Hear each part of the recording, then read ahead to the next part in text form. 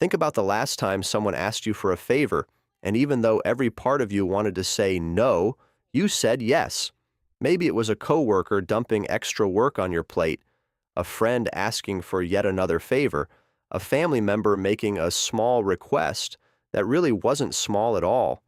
And then, the moment after you said yes, you felt it, that quiet, heavy feeling, a mix of resentment, exhaustion, and a strange guilt for even feeling those things in the first place. If that sounds familiar, this video is for you. Because saying yes when you mean no isn't just a social habit, it's a deeply rooted psychological pattern, and understanding why it happens, that's the first step to changing it. Psychologists call it people pleasing, but that term almost sounds too cute for what it actually is. At its core, people pleasing is a behavioral pattern where a person consistently prioritizes others' needs, expectations, or comfort over their own. Not just sometimes, consistently. And here's the thing most people don't realize, it's not selflessness, it's not kindness, it's often anxiety, wearing a very convincing costume. Research in social psychology has shown that chronic people pleasers typically share one core fear, the fear of rejection or disapproval. They've learned, usually very early in life, that being agreeable, helpful, and accommodating is how you stay safe, how you stay loved, how you keep the peace. In psychological terms, this is often linked to what's called fawn response, a lesser-known survival mechanism alongside fight, flight, and freeze. When faced with potential conflict or disapproval, some people instinctively appease. They smooth things over, they make themselves smaller. It's not a weakness, it's actually a very clever adaptation. The problem is, it was designed for survival, not for living a full, honest life. So, why do some people struggle to say no more than others? The roots are almost always found in childhood, and that's not about blame, it's just about understanding. Children who grew up in environments where love felt conditional, where approval had to be earned through good behavior, high performance, or emotional compliance, often learned a painful lesson. My needs matter less than keeping others happy. This could look like a parent who went cold when you disagreed with them, a household where conflict was never safe to express, or simply being praised so consistently for being the easy one that you internalized it as your identity. Attachment theory, developed by psychologist John Bowlby, helps us understand this. Children with anxious attachment styles tend to become adults who are hyper-attuned to other people's emotions. They're skilled at reading a room, anticipating needs, keeping the peace. These can look like strengths, and sometimes they are, but when they come at the cost of your own needs and honesty, they become a trap. There's also a cultural dimension. Many societies, especially those with strong collectivist values, teach that putting others first is a virtue, and it can be, but there's a crucial difference between choosing to be generous and being unable to choose otherwise. Here's something that doesn't get talked about enough. People-pleasing isn't just emotionally exhausting, it actively damages your relationships. When you say yes to things you mean no to, you don't just feel resentment toward others, you lose trust in yourself.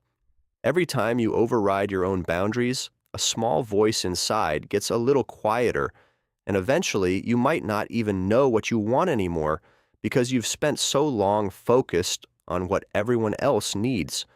Psychologist Harriet Breaker, who studied this pattern extensively, described it as the disease to please, noting that it often leads to burnout, anxiety, and a hollow sense of identity. And there's a deeper irony here. People pleasers often believe their behavior makes others like them more, but research on social dynamics tells a different story. People who can't say no are often unconsciously perceived as less trustworthy because everyone senses on some level that they're not getting the real version of that person. The friendships and relationships built on a people pleaser's constant yes are often one-sided. Not because the other person is necessarily selfish, but because the dynamic was never built on honesty. And the people pleaser, they often feel invisible even when surrounded by others. Let's take a quick look at what's actually happening in the brain when you try to say no and why it can feel so physically uncomfortable. When you anticipate social disapproval, your brain activates the same regions involved in processing physical pain. This has been demonstrated in neuroimaging studies. Rejection in the brain's language genuinely hurts. On top of that, saying no triggers the amygdala, the brain's threat detection center, especially in people with anxious attachment. The body responds as if there's real danger. Heart rate goes up, a knot forms in the stomach. Some people even feel a flush of shame before they've said a single word. This is why just say no advice is almost useless on its own. It's not a decision, it's a nervous system response.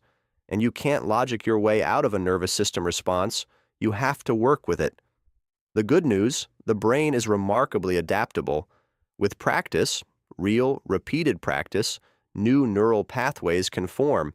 Saying no can eventually feel less like jumping off a cliff and more like stepping off a curb. So what actually helps? First, and this sounds almost too simple, is noticing.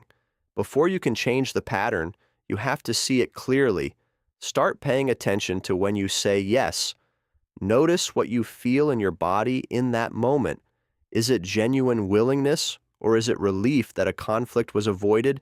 Second, learn to buy yourself time. You don't have to answer immediately. Let me check and get back to you is a complete sentence. It gives your nervous system a moment to come down from threat mode, so you can respond from choice rather than fear. Third, practice small no's first. You don't have to start by setting major life boundaries. Start with low-stakes moments. Can you send back a dish at a restaurant that came out wrong? Can you say, I'm not really in the mood for that movie? Can we pick something else? These micro moments of honesty build the muscle. Fourth, and this is perhaps the most important, examine the belief underneath. People pleasers often hold a core belief, sometimes unconscious, that their worth is tied to their usefulness to others. Therapy, particularly cognitive behavioral therapy and schema therapy, can be genuinely transformative here. These aren't just tools for people in crisis, they're tools for anyone who wants to understand themselves more honestly. And finally, be patient with yourself. These patterns often took decades to build. They won't dissolve in a week, but every time you honor your own truth, even in a small way, you're doing something quietly radical. Learning to say no isn't about becoming selfish. It's not about caring less about others. It's about becoming honest, about showing up as the real version of yourself, not a performance designed to keep everyone comfortable. The people who deserve your yes will respect your no, and the relationships that can hold your honesty are the ones worth having. You were not put on this earth to make everyone else comfortable at the cost of your own truth. And the moment you start believing that, really believing it, something shifts. If this video resonated with you, consider sharing it with someone who might need to hear it. And if you want to explore more about the psychology of everyday behavior, subscribe. We cover exactly this kind of thing every week. Take care of yourself. That's not selfish. That's the foundation of everything else.